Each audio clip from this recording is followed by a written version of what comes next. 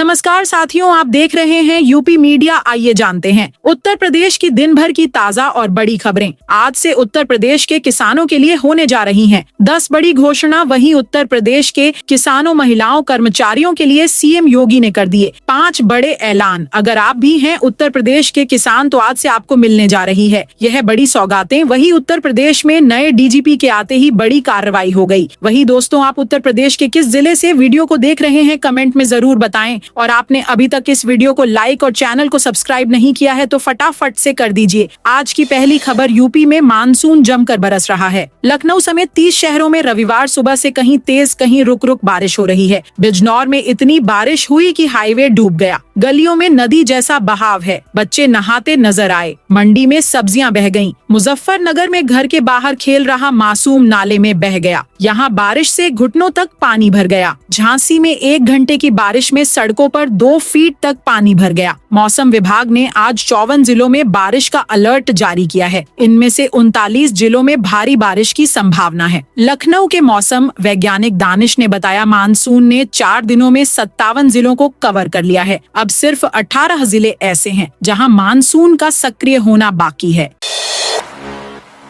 UP में बुजुर्गों की पेंशन पर विभाग ने लगा दी रोक। यूपी के लखीमपुर खीरी में वृद्धावस्था पेंशन के लाभार्थियों का वार्षिक सत्यापन पूरा हो गया है। सत्यापन के दौरान 2294 पेंशन लाभार्थी मृतक मिले हैं। इनकी पेंशन रोकते हुए विभाग ने पेंशन लाभार्थियों की सूची से इनके नाम अलग कर रहा है। पात्र लाभार्थियों के खाते में जुलाई के पहले सप्ताह में पेंशन की धनराशि पहुंच सकती है। पुलिस भर्ती में फर्जी नियुक्ति पत्र लेकर पहुंची युवती। सहारनपुर में सिपाही की ट्रेनिंग लेने पहुंची एक युवती को पुलिस ने अरेस्ट कर लिया। वह फर्जी ज्वाइनिंग लेटर लेकर ट्रेनिंग में शामिल होने पहुंची थी। सहारनपुर में ट्रेनिंग के लिए मीनाक्षी नाम की 5 महिला आरक्षी दर्ज हैं। जब मीनाक्षी नाम से छठा नाम आया तो अधिकारियों को शक हुआ। पुलिस की पूछताछ में युवती ने अपना जुर्म कबूल कर लिया। पूछताछ में लड़की ने बताया, मैंने दूसरी महिला सिपाही के ज्वाइनिंग लेटर को एडिट कर उसमें अपना नाम लिखा था। सोचा था कि ऐसा कर मैं भर्ती प्रक्रिया में शामिल हो जाऊंगी, मुझे सरकारी नौकरी मिल जाएगी, मगर मैं पकड़ी गई। लखनऊ में बिजली कर्मचारियों की महापंचायत। लखनऊ में आज बिजली कर्मचारियों और विभिन्न संगठनों की साझा महापंचायत का आयोजन किया जा रहा है। निजीकरण के विरोध में आशियाना स्थित भीमराव अंबेडकर प्रेक्षागृह में हो रही इस महापंचायत में देश की प्रमुख ट्रेड यूनियनों, बैंक कर्मचारी संगठनों, किसान संगठनों और उपभोक्ता मंचों के प्रतिनिधि शामिल हो रहे हैं। इस आयोजन में all India railway men's federation के महासचिव शिव गोपाल मिश्रा, संयुक्त किसान मोर्चा के राष्ट्रीय अध्यक्ष दर्शन पाल और सर्वोच्च न्यायालय के वरिष्ठ अधिवक्ता YS लोहित जैसे प्रमुख वक्ता भाग ले रहे हैं। आगरा में एटीएम से 500 की जगह 1100 रुपए निकले। आगरा के मलपुरा के नगला बुद्धा में एटीएम से ज्यादा रुपए निकलने का मामला सामने आया है। एटीएम से 500 रुपए निकालने पर 1100 रुपए निकल रहे थे। इसकी जानकारी होने पर रुपए निकालने के लिए लोगों की भीड़ लग गई। कई लोगों ने रुपए निकाल भी लिए। सूचना पर पुलिस पहुंची। पुलिस ने एटीएम को बंद कराया। बताया जा रहा है कि तकनीकी खराबी के चलते ऐसा हुआ। 1100 रुपए निकलने का वीडियो वायरल हो रहा है।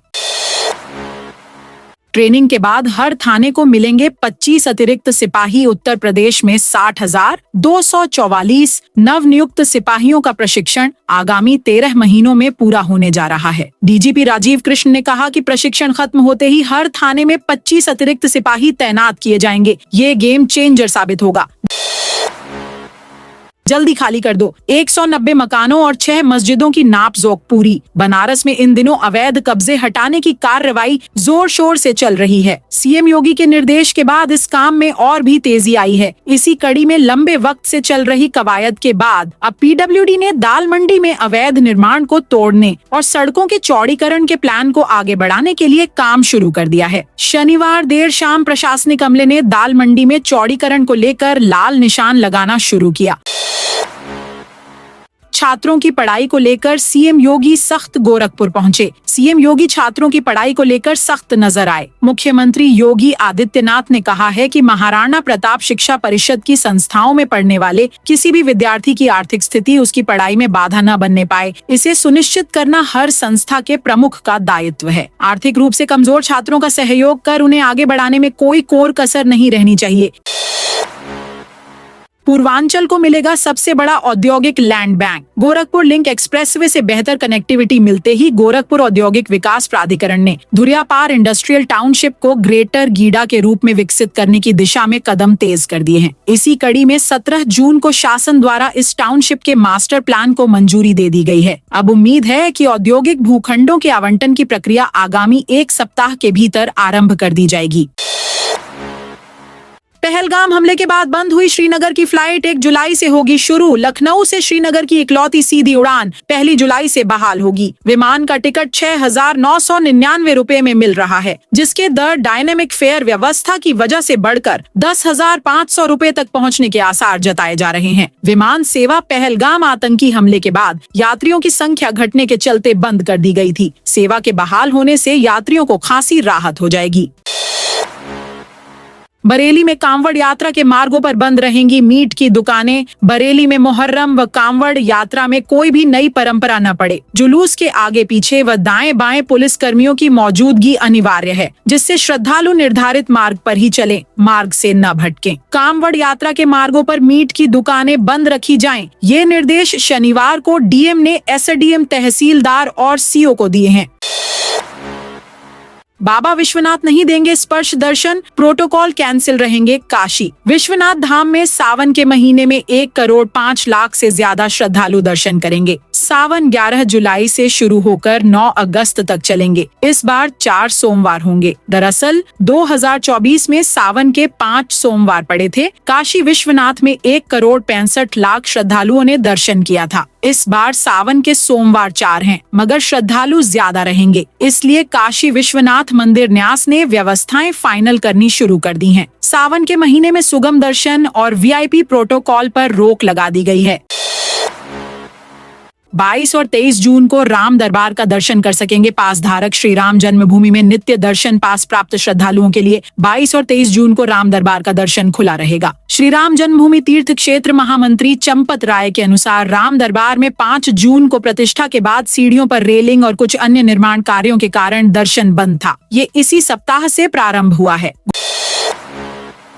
गोरखपुर की सड़कों पर उतरे सीएम योगी आदित्यनाथ शनिवार रात को गोरखपुर की सड़कों पर निकले। इस दौरान उन्होंने शहर में चल रही सड़क और नाला निर्माण की परियोजनाओं का स्थलीय निरीक्षण किया। उन्होंने विरासत गलियारा जैसी महत्वपूर्ण परियोजना का लेआउट डिजाइन भी मौके पर देखा और अधिकारियों को समय पर काम पूरा करने के लिए निर्देशित किया। सीएम ने बारिश के मौसम को देखते हुए मार्ग पर कहीं भी जल जमाव न होने की व्यवस्था सुनिश्चित करने को कहा। शनिवार रात मुख्यमंत्री ने पांडेयहाता से लेकर घंटाघर होते हुए हजारीपुर तक निर्माणाधीन विरासत गलियारा का भी जायजा लिया। दीनू उपाध्याय को सोनभद्र जेल में किया स्थानांतरित। बसपा नेता पिंटू सेंगर की हत्या के आरोप में जेल में बंद अधिवक्ता दीनू उपाध्याय को शनिवार देर शाम सोनभद्र जेल में स्थानांतरित कर दिया। उसे कानपुर जेल से कड़ी सुरक्षा के साथ सोनभद्र ले जाया गया। जेल अधीक्षक बीडी पांडेय ने बताया कि शासन के निर्देशों पर जेल स्थानांतरित की गई है। उसकी पेशी भी वीडियो कॉन्फ्रेंसिंग से हो रही है। दीनू के खिलाफ नवाबगंज, सीसामऊ, नौबस्ता, बिधनू समेत अन्य थानों में 16 से अधिक मुकदमे दर्ज हैं। उस पर जमीन पर कब्जे करने, मारपीट, धमकी देना, रंगदारी मांगने के आरोप हैं। पुलिस ने उसके 15 साथियों की सूची भी बनाई है, जिनमें से कई की तलाश में छापेमारी चल रही है। लोहिया अस्पताल परिसर में पकड़ी गई बिजली चोरी। फर्रुखाबाद के डॉ राम मनोहर लोहिया अस्पताल परिसर में बने आवासों में बिजली की चोरी पकड़ी गई। बिजली विभाग के अधिकारियों की उपस्थिति में चलाए गए अभियान में 70 घरों के खिलाफ कार्रवाई की गई। इस दौरान स्वास्थ्य कर्मियों और बिजली विभाग के कर्मचारियों के बीच मारपीट भी हुई, जिसमें पुलिस को भी हस्तक्षेप करना पड़ा। क्षेत्राधिकारी को भी मौके पर आना पड़ा। बिजली काटने से स्वास्थ्य कर्मियों ने विरोध प्रदर्शन किया। अंततः बिजली कनेक्शन देने के बाद एक बार फिर बिजली शुरू की गई। अस्पताल परिसर में कुल 156 मकान स्वास्थ्य कर्मियों के लिए बनाए गए हैं। सीएम योगी ने किया जनता दर्शन। मुख्यमंत्री योगी आदित्यनाथ ने रविवार को गोरखपुर स्थित गोरखनाथ मंदिर परिसर में आयोजित जनता दर्शन में आए लोगों से मिलकर उनकी समस्याओं को गंभीरता पूर्वक सुना। मुख्यमंत्री ने संबंधित अधिकारियों को निर्देश दिए कि जन समस्याओं का स्थायी समाधान निश्चित समयावधि में किया जाए। साथ ही उनका फीडबैक भी अवश्य लिया जाए। उन्होंने कहा कि प्रदेश के हर नागरिक की सेवा और सुरक्षा हमारी शीर्ष प्राथमिकता है। यूपी में नहीं हुए 55,000 बच्चों के प्रवेश। निशुल्क एवं अनिवार्य शिक्षा के अधिकार अधिनियम के तहत प्रदेश में अब भी 55,000 छात्रों का प्रवेश नहीं हुआ है। जिलों के बाद अब बेसिक शिक्षा निदेशालय प्रवेश न देने वाले निजी स्कूलों पर सख्ती करेगा। हाल ही में हुई समीक्षा बैठक में यह निर्देश दिया गया है कि विद्यालयों को नोटिस जारी कर प्रवेश न लेने का कारण पूछा जाए। इसके बाद आगे की कार्रवाई होगी। कल वाराणसी आ रहे गृह मंत्री अमित शाह। केंद्रीय गृह मंत्री अमित शाह 23 जून को वाराणसी दौरे पर आ रहे हैं। इस दौरान वे क्षेत्रीय परिषद की बैठक में शामिल होंगे। इस बैठक में उत्तर प्रदेश समेत अन्य राज्यों के मुख्यमंत्री भी हिस्सा भी लेंगे। शाह 2 दिन तक शहर में रहेंगे। बैठक के अलावा वे बाबा विश्वनाथ और काल भैरव के दर्शन भी करेंगे। सरकारी जमीन पर कब्जे की शिकायत पर शासन सख्त। शहर पश्चिमी क्षेत्र में माफिया के करीबियों की ओर से सरकारी जमीनों पर अवैध कब्जा और प्लॉटिंग करने के गंभीर आरोपों के बीच शासन ने बड़ी कार्रवाई की है। विधायक व पूर्व मंत्री सिद्धार्थनाथ सिंह की शिकायत पर शासन ने जांच के लिए 10 विभागों की संयुक्त स्पेशल इन्वेस्टिगेशन टीम SIT गठित कर दी है। टीम को निर्देशित किया गया है कि वह पूरे मामले की निष्पक्ष और गहन जांच कर शासन को अपनी रिपोर्ट शीघ्र प्रेषित करे। सूत्रों के अनुसार SIT ने जांच भी शुरू कर दी है। गोरखपुर में सीएम योगी का जनसंपर्क अभियान। उत्तर प्रदेश के मुख्यमंत्री योगी आदित्यनाथ के गोरखपुर दौरे का आज तीसरा दिन रहा, जहां सीएम योगी ने रविवार सुबह गोरखनाथ मंदिर में पूजा अर्चना के बाद परिसर में भ्रमण किया। इस दौरान उन्होंने वहां मौजूद बच्चों से मुलाकात कर उन्हें चॉकलेट भेंट की, जिससे बच्चों में खुशी की लहर दौड़ गई। सीएम के एक कार्यक्रम का 2 विभागों से करा लिया भुगतान। उत्तर प्रदेश के गोंडा में पार्वती अर्गा झील के पास बीती 2 फरवरी को विश्व आर्द्र भूमि दिवस पर मुख्यमंत्री योगी आदित्यनाथ का कार्यक्रम हुआ था। इस एक कार्यक्रम का महेंद्र सिंह टेंट हाउस जिलाही बाजार ने 2 विभागों से 13,95,000 रुपए का भुगतान करा लिया। जांच में मामला सामने आया। इस पर लोक निर्माण विभाग खंड 1 के अवर अभियंता ने फर्म के खिलाफ नगर कोतवाली में मुकदमा दर्ज कराया है। कांग्रेस प्रदेश अध्यक्ष अजय राय का झांसी में बुलडोजर से हुआ स्वागत। योगी सरकार में गुंडों और माफिया पर कार्रवाई का प्रतीक बन चुके बुलडोजर से फूल बरसाकर कांग्रेस के प्रदेश अध्यक्ष अजय राय का झांसी आगमन पर स्वागत किया गया। बुलडोजर से स्वागत के सवाल पर प्रदेश अध्यक्ष ने कहा कि बुलडोजर 2 तरह के होते हैं। ये मोहब्बत की दुकान वाला बुलडोजर है। योगी सरकार का बुलडोजर मोहब्बत को कुचलने और दबाने वाला है।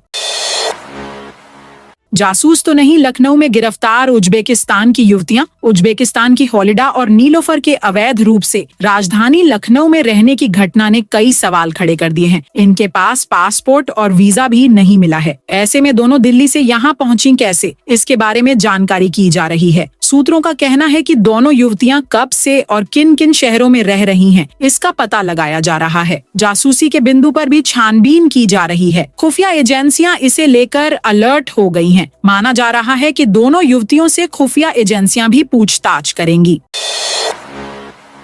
श्री बांके बिहारी कॉरिडोर को लेकर भाजपा पर बरसे अखिलेश। वृंदावन के श्री बांके बिहारी कॉरिडोर का स्थानीय लोग लगातार विरोध कर रहे हैं। ये विवाद थमने का नाम नहीं ले रहा है। एक ओर सरकार कॉरिडोर बनाने पर जोर दे रही है, तो वहीं दूसरी ओर स्थानीय लोग, विशेषकर गोस्वामी समाज, इसका विरोध कर रहा है। इस मामले को लेकर विपक्ष भी सरकार को लगातार घेर रहा है। इसी कड़ी में अखिलेश यादव ने इस मुद्दे को लेकर भाजपा शासन पर निशाना साधा है। हाईवे पर कांवड़ियों का आना शुरू। नेशनल हाईवे 55 पर कांवड़ियों का आना शुरू हो गया है। महाराष्ट्र, राजस्थान व मध्य प्रदेश के कांवड़िये हरिद्वार से जल लेकर अपने गंतव्य के लिए रवाना हो रहे हैं। इस दौरान बोल बम के जयकारों से हाईवे गूंज रहा है। अब रैंकिंग से तय होगी यूपी के शहरों की हरियाली। अल्टीमेट ग्रीन सिटी बनेंगे। यूपी वालों के लिए गुड न्यूज है। अब प्रदेश के शहरों में नई इमारतों पर हरित मानक लागू होंगे। प्रदेश के सभी छोटे बड़े शहरों की ग्रीन सिटी रैंकिंग सर्वश्रेष्ठ मानी जाएगी। जब सर्वश्रेष्ठ रैंकिंग मिलेगी तो अल्टीमेट ग्रीन सिटी अवार्ड, 25% से ज्यादा हरित आवरण, 80% से ज्यादा स्कोर पर ग्रीन +3 रैंकिंग मिलेगी। तो दोस्तों, यह थी आज यूपी के सभी जिलों की खबरें। आप इस वीडियो को कौन से जिले से देख रहे हैं, उस जिले का नाम बताइए।